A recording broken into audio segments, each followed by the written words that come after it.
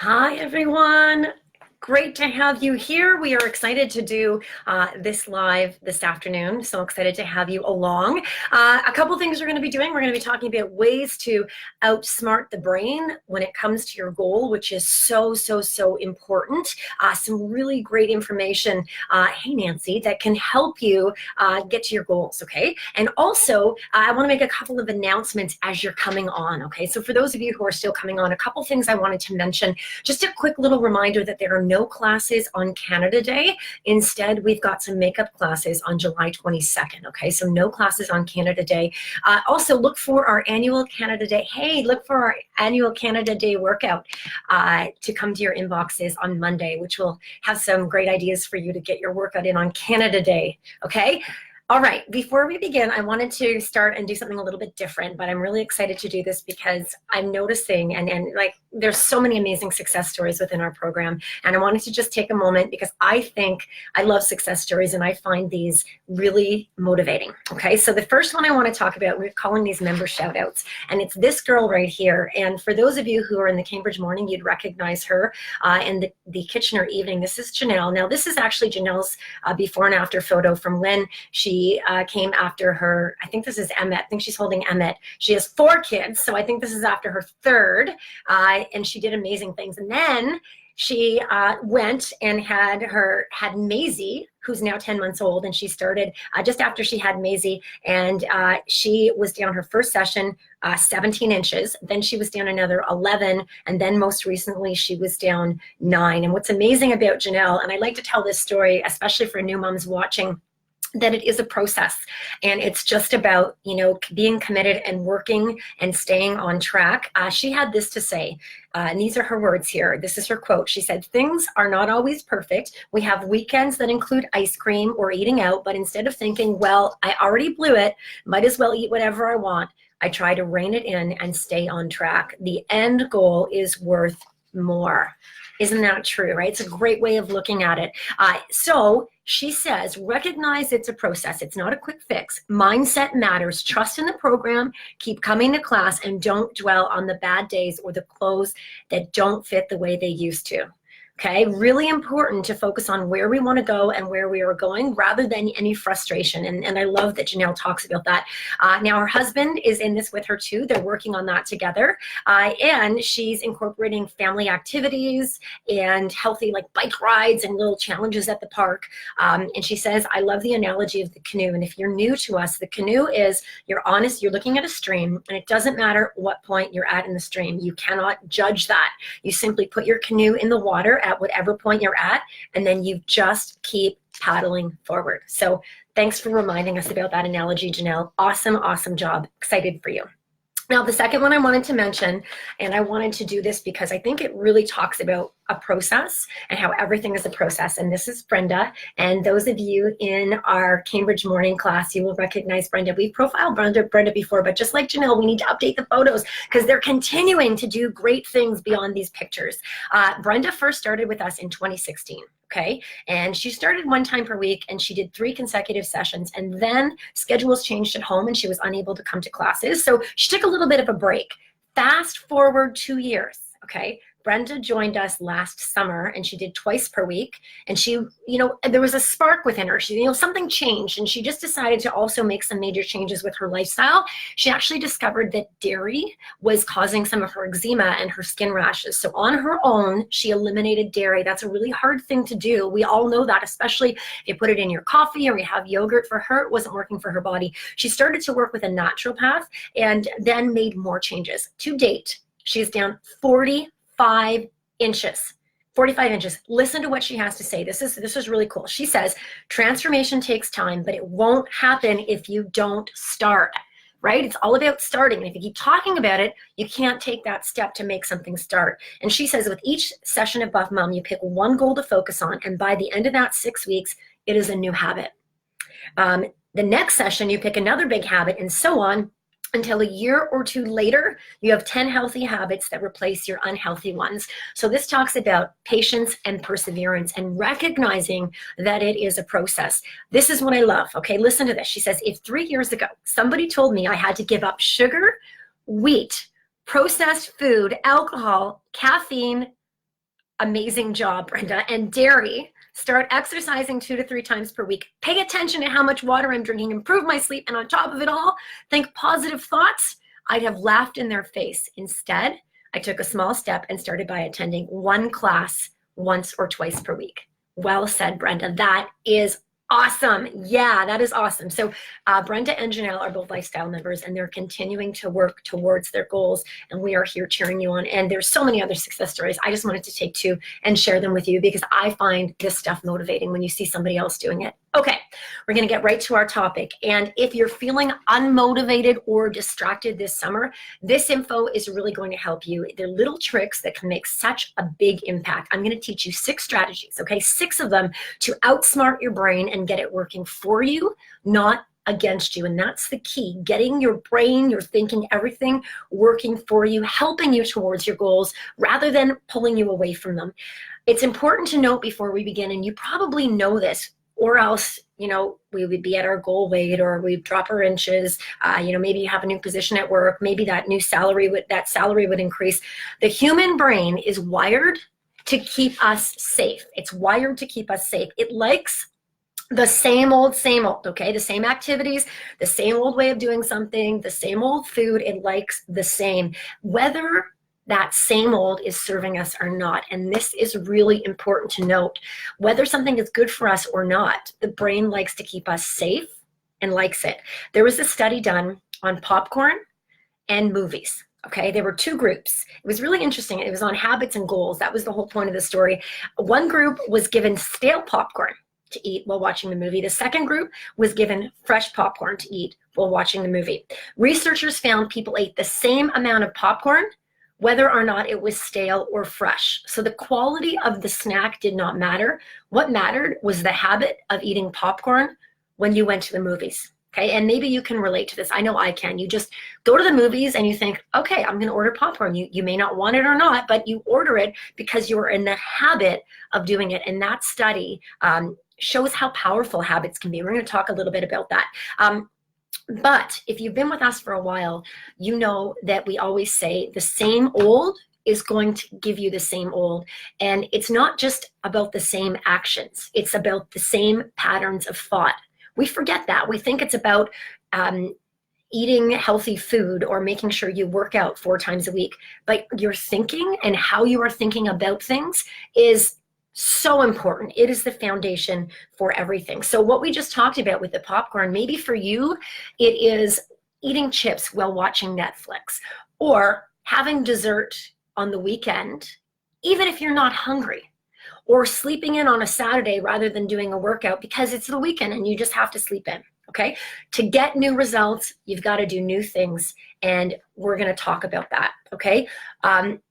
Now, before we move on to those 6 things, I wanted to say that when you try to make a change, your brain will keep you do things to keep you safe. So you will feel uncomfortable. If you set a goal and you're taking steps towards that goal, so you're eating healthy, you're attending class, you're going to feel uncomfortable because that is not your normal. And I see this happen all the time with women when they start boot camp, you know, or they've been doing it for like 6 months, or they get in a groove and they feel great, and then they start to feel stressed out. They feel pressed for time. They feel like that is your brain getting in the way of you making changes. And I think being aware of that and knowing that, there's some comfort in that, because you know that you're just like everybody else. It's completely normal. So let's begin with the first step, okay? Number 1 is you want to understand the brain.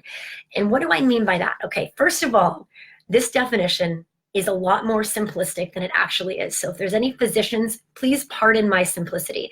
I'm going to explain it this way. In your brain, you have 2 people.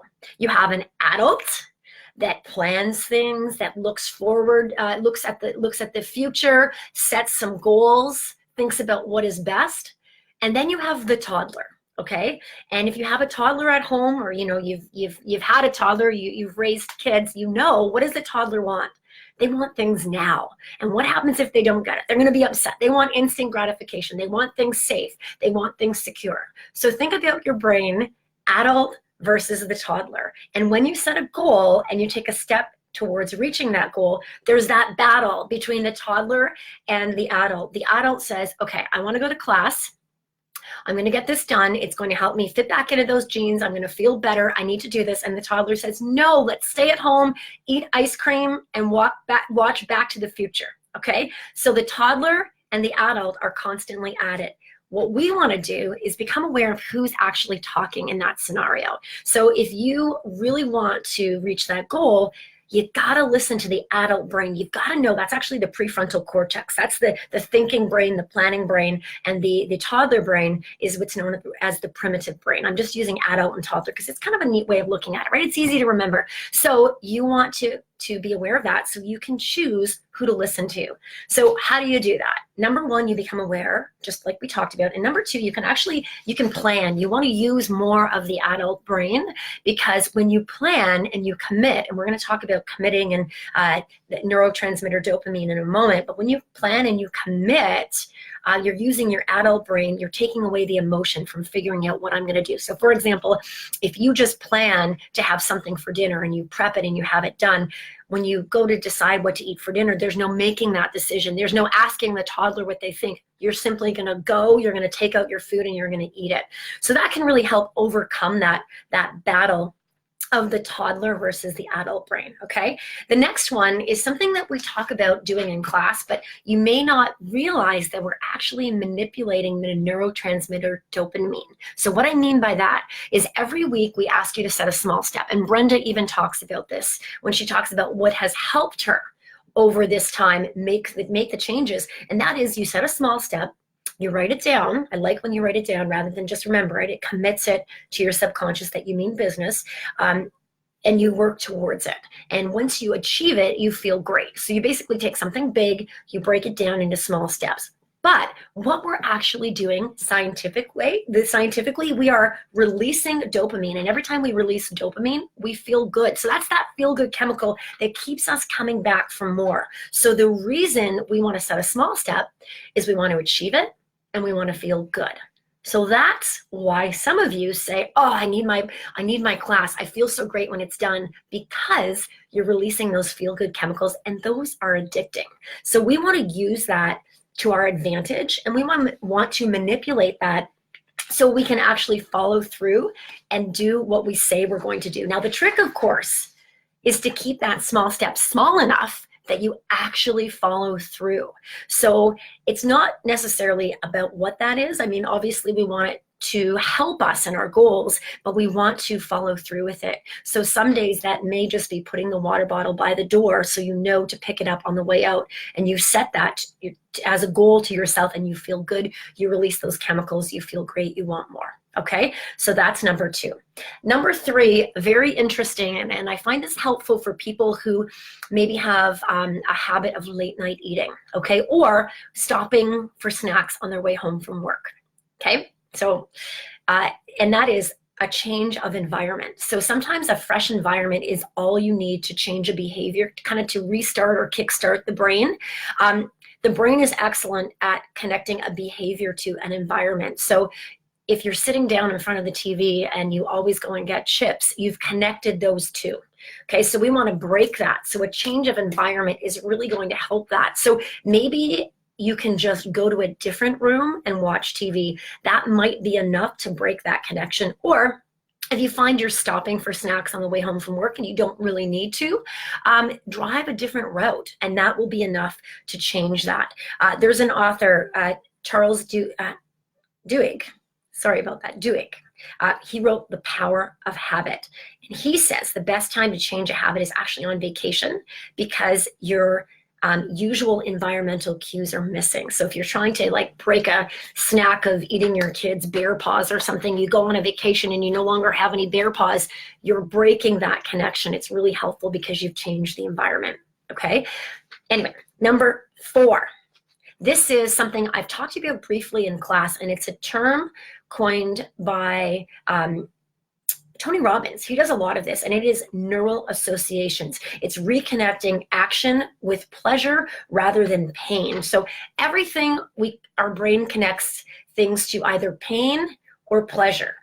So if you're feeling like you don't want to work out, you're probably thinking of all the burpees you're going to do, how you no longer want to hold that plank, or all those sprints you have to do, and you're connecting that activity with pain. So obviously you're not going to want to do it. What can we do to rewire our brain to focus more on pleasure? And you may already do this, and that is think about how great you feel after a workout. Think of the amazing things that it has done for your life. Think about that dress that fit nicely, or how wonderful it feels to keep up with your kids, or the fact that you don't look your age, or that you don't feel your age. That can help you shift from pain to pleasure. Okay, so that is another really effective strategy you can do. I have two more for you. Number of your thinking. And we chatted briefly about this in class this week when we talked about our small step of thoughts become things. Thoughts equal feelings, feelings equal actions, and actions equal results. And if you're a little doubtful of this equation, just think back to when you had a really rough day, or a not so good day, and rewind it, and you can always trace it back to a thought. Maybe your kids were ticking you off, and you're feeling overwhelmed, or you got up late, and then you spilled your coffee, and then you got in your car and you hit traffic, and then you got to work and you got in an argument with your boss. Everything is connected, and we've got to go to the beginning of the equation, the thinking, rather than the results. Rather, we try to change results often in so many things without addressing the thinking, and it never works. If you want this change to be lifelong, you've got to go to the beginning of the equation, which is thinking.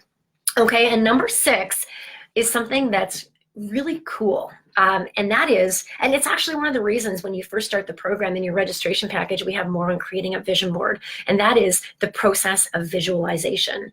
Visualization is an incredible tool used by so many professional athletes, politicians, professional speakers, and it is so powerful because the subconscious mind has no idea what is real or imagined. So it is so powerful. And when you're just starting to create a new habit, it feels uncomfortable. But if you're visualizing about that habit, you're visualizing about what you're going to do when you get home that day from work, and you're visualizing that you're going to go to the cupboard and you're going to pull out